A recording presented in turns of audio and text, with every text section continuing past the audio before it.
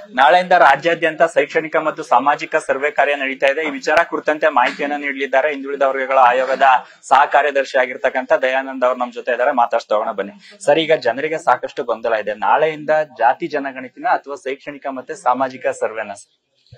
ಇದರಲ್ಲಿ ಯಾವ ಗೊಂದಲನೂ ಇಲ್ಲ. ಇದು ಸಾಮಾಜಿಕ ಮತ್ತು ಶೈಕ್ಷಣಿಕ ಸಮೀಕ್ಷೆ. ಇದು ಜಾತಿ ಗಣತಿ ಅಲ್ಲ, ಜಾತಿ ಸಮೀಕ್ಷೆಯೂ ಅಲ್ಲ.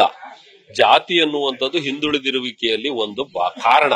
ಹಾಗಾಗಿ 60 ಪ್ರಶ್ನೆಗಳು ನಾವ್ ಏನ್ ಮಾಡಿದೀವಿ, 60 ಕಾರಣಗಳನ್ನ ನಾವು ಹುಡುಕಕ್ಕೆ ಏನು ಹೋಗ್ತೀವಿ, ಆದ್ರೆ ಅಲ್ಲಿ 60ರಲ್ಲಿ ಇದು ಒಂದು, ಅಂದ್ರೆ 60ನೇ ಒಂದು ಭಾಗ ಅಷ್ಟೇ. ಹಾಗಾಗಿ ಜಾತಿ ಗಣತಿ ಅಂತಾಗ್ಲಿ ಜಾತಿ ಸಮೀಕ್ಷೆ ಅಂತಾಗ್ಲಿ ಯೋಚನೆ ಮಾಡೋ ಅಗತ್ಯ ಇಲ್ಲ. ಇದು ಒಂದು ಸಾಮಾಜಿಕ ಶೈಕ್ಷಣಿಕ ಸಮೀಕ್ಷೆ, ಸಾಮಾಜಿಕ ಶೈಕ್ಷಣಿಕವಾಗಿ ಹಿಂದುಳಿದಿರುವಿಕೆಯನ್ನು ಗುರುತಿಸುವಂತ ಸಮೀಕ್ಷೆ. ಸರ್, ಈಗ 33 ಜಾತಿಗಳನ್ನ ಸೇರಿರ್ತಕ್ಕಂತ ವಿಚಾರ ಕುರಿತಂತೆ ಸಾಕಷ್ಟು ಗೊಂದಲ ಆಗ್ತಾ ಇದೆ. ಈ ವಿಚಾರ ಕುರಿತಂತೆ ತಮ್ಮ ಗಮನಕ್ಕೂ ಬಂದಿದೆ. ಈಗ ಏನ್ ಕ್ರಮ ತೆಗೆದುಕೊಂಡಿದ್ದೀರಿ ಸರ್ ಈ ವಿಚಾರಕ್ಕೆ ಸಂಬಂಧಪಟ್ಟಂತೆ?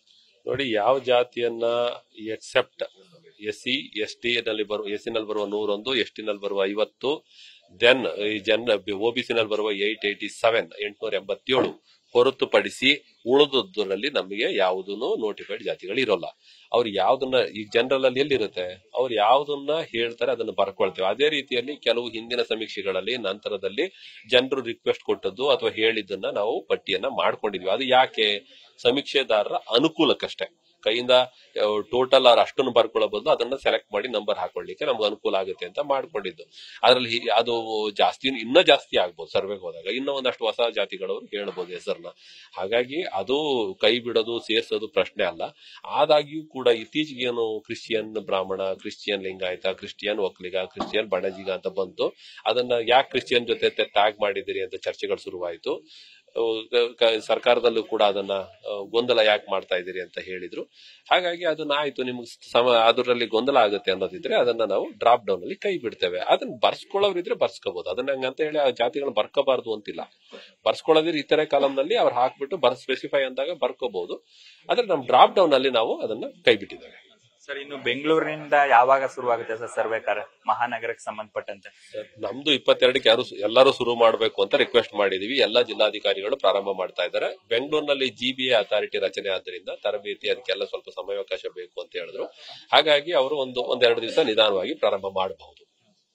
ಸರ್, ಮತ್ತೆ ಕೆಲವೊಂದು ಕಾಲಂನಲ್ಲಿ ಕ್ರಿಮಿನಲ್ ಹಿನ್ನೆಲೆ ಉಳ್ಳಂತದ್ದು ಮತ್ತೆ ಗುಪ್ತ ರೋಗ ಇರ್ತಕ್ಕಂಥ ವಿಚಾರ ಕೂಡ ಪ್ರಸ್ತಾಪ ಆಗಿದೆ ಅಂತಕ್ಕಂತ ಆತಂಕ ಇದೆ ಸರ್ ಕೆಲವರು. ಈ ಬಗ್ಗೆ ಆಕ್ಷೇಪ ಇರ್ತದೆ. ನನ್ನ ಹತ್ರನೇ ಕೈಪಿಡಿ ಇದೆ. ಆ ತರದ ಪ್ರಶ್ನೆಗಳೇ ಇಲ್ಲ. ಅದನ್ನ ಯಾಕೆ ನಾವು ಕೇಳೋಣ? ಅದಕ್ಕೂ ಏನಿದೆ ಸಂಬಂಧ ಅಲ್ವಾ? ಹಾಗಾಗಿ ನಾವು ಅದ್ ಯಾಕೆ ಅದು ಪ್ರಶ್ನೆ ಯಾಕೆ ಕೇಳ್ತಾ ಇದೀರಿ ಅಂತ ನನಗ್ ಗೊತ್ತಿಲ್ಲ. ನಮ್ಮಲ್ಲಂತೂ ಚರ್ಚೆನೂ ಇಲ್ಲ, ಅದು ವಿಷಯನೂ ಇಲ್ಲ. ಅದೆಲ್ಲಾದ್ರೂ ಇದ್ರೆ ದಯವಿಟ್ಟು ತೋರಿಸಿ. ನಾವ್ ಯಾರು ತಪ್ಪು ಮಾಹಿತಿ ಕೊಡ್ತಾ ಇದ್ರೆ ಅವ್ರು ಯಾರು ಕೊಡ್ತಾ ಇದಾರೆ ಅಂತ ಆದ್ರೂ ಚೆಕ್ ಮಾಡ್ತೀವಿ. ಸರ್, ಈಗ ಕೆಲವೊಂದು ಮನೆಗಳಿಗೆ ತೆರಳದಂತ ಸಂದರ್ಭದಲ್ಲಿ ಅವರು ಮನೆಯವರು ಇಲ್ದೆ ಹೋದಂತ ಸಂದರ್ಭದಲ್ಲಿ ಅದಕ್ಕೆ ಯಾವ ರೀತಿ ನೋಂದಣಿ ಮಾಡ್ಕೊಳ್ಬೇಕು ಸರ್?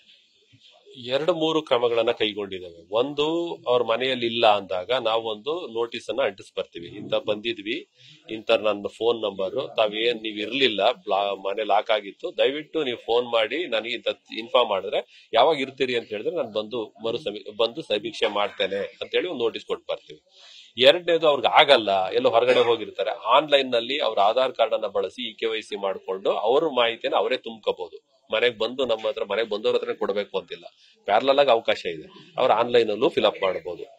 ಮೂರನೇದು, ಅವರು ನಮ್ಮ ಬೆಂಗಳೂರು ಸಿಟಿನಲ್ಲಿ ಸ್ವಲ್ಪ ಪ್ರಾಬ್ಲಮ್ ಇದೆ, ತಮಗೆ ಗೊತ್ತಿದೆ. ಹಾಗಾಗಿ ಅಲ್ಲಿ ಒಂದು ಹೇಳಿದ್ದಾರೆ ಕಮಿಷನರ್ ಅವರು, ಒಂದು ಸ್ಲಾಟ್ ಬುಕಿಂಗ್ ವ್ಯವಸ್ಥೆ ಮಾಡಿ ಸಪರೇಟ್ ಒಂದು ಟೀಮ್ ಮಾಡಿ ಯಾರು ಯಾವಾಗ ಇರ್ತಾರೆ ಅವಾಗ ಹೋಗಿ ಮಾಡ್ಕೊಂಡು ಬರೋದು ಒಂದು ಜೊತೆಗೆ ಅಡಿಷನಲ್ ಆಗಿ ಎಲ್ಲವೂ ಅಲ್ಲ ಕ್ರಮ ಮಾಡ್ತೀವಿ ಅಂತ ಹೇಳಿದ್ರೆ ಅದು ಆ ರೀತಿಯಲ್ಲೂ ಕೂಡ ಸಹಕರಿಸಲಿಕ್ಕೆ ನಾವು ಪ್ರಯತ್ನ ಮಾಡ್ತಾ ಇದ್ದೀವಿ. ಸರ್, ಇಂದು ಪ್ರತಿಯೊಂದು ಮನೆಗೂ ಕೂಡ ಸರ್ವೆಗೆ ಹೋಗಿದ್ದಾರೆ ಅಂತಕ್ಕಂಥ ತಿಳಿತಕ್ಕಂಥ ವಿಧಾನ ಹೇಗೆ ಸರ್? ಈ ಬಾರಿ ಯಾವ ರೀತಿ ಇದಕ್ಕೆ ನೂತನವಾದಂತ ತಂತ್ರಜ್ಞಾನವನ್ನ ಅಳವಡಿಕೆ ಮಾಡಲಾಗಿದೆ? ನೋಡಿ, ಕಳೆದ ರಿಪೋರ್ಟ್, ಕಾಂತರಾಜು ರಿಪೋರ್ಟ್ ಅಲ್ಲಿ ಉಂಟಾದಂತ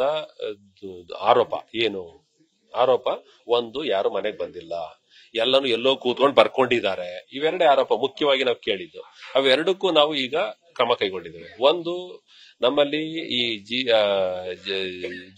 ಜೀವನ್ ಜ್ಯೋತಿ ಯಾವ್ದು ಒಂದು ನಮ್ಮ ಸ್ಕೀಮ್ ಬಂತಲ್ಲ, ಇಂಧನ ಇಲಾಖೆದು ಭಾಗ್ಯ ಜ್ಯೋತಿ ಬಂದ ನಂತರದಲ್ಲಿ 99% ಮನೆಗಳಿಗೆ ಮೀಟರ್ ಬೋರ್ಡ್ಗಳಿದೆ. ಹಂಗಾಗಿ ಇಂಧನ ಇಲಾಖೆಯವ್ರನ್ನ ಬಳಸಿ ಒಂದು ಆಪ್ ಮಾಡಿಬಿಟ್ಟು ಎಲ್ಲಾ ಮನೆಗಳನ್ನು ಜಿಯೋ ಟ್ಯಾಗ್ ಮಾಡಿದ್ದೇವೆ.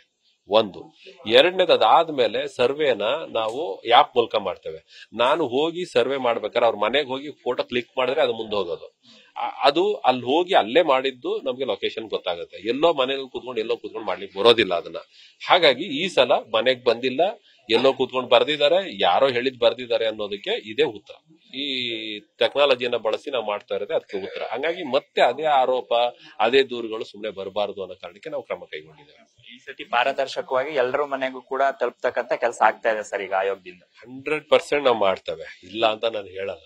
ಬಟ್ ಆರೋಪ ದೂರುಗಳು ಇದ್ದದ್ದೇ. ಸ್ವತಂತ್ರ ಪೂರ್ವದಿಂದ ಹಿಡಿದು ಇಲ್ಲಿ ತನಕನೂ ಹಿಂದುಳಿದ ವರ್ಗಗಳು ಮಾಡುವಂತಹ ಆಯೋಗಗಳಿರ್ಬೋದು, ಯಾವುದೇ ಇರಬಹುದು, ಮೀಸಲಾತಿ ಯಾವ ಹೋರಾಟ ಇಲ್ದೇನೆ ಆಗಿಲ್ಲ. ಅವಾಗ್ಲಿಂದನೂ ಇವು ಇದ್ದದ್ದು ಈ ಚರ್ಚೆಗಳು ಇರ್ತವೆ. ಇದನ್ನ ನಾವೇನು ಹೇಳಲಿಕ್ಕೆ ಆಗಲ್ಲ. ಪರ ವಿರೋಧ ಚರ್ಚೆಗಳು ಇದ್ದೇ ಇರ್ತವೆ. ನಮ್ದಂತೂ ಪ್ರಾಮಾಣಿಕವಾಗಿ ಪಾರದರ್ಶಕ ಮಾಡೋದು ನಮ್ಮ ಉದ್ದೇಶ.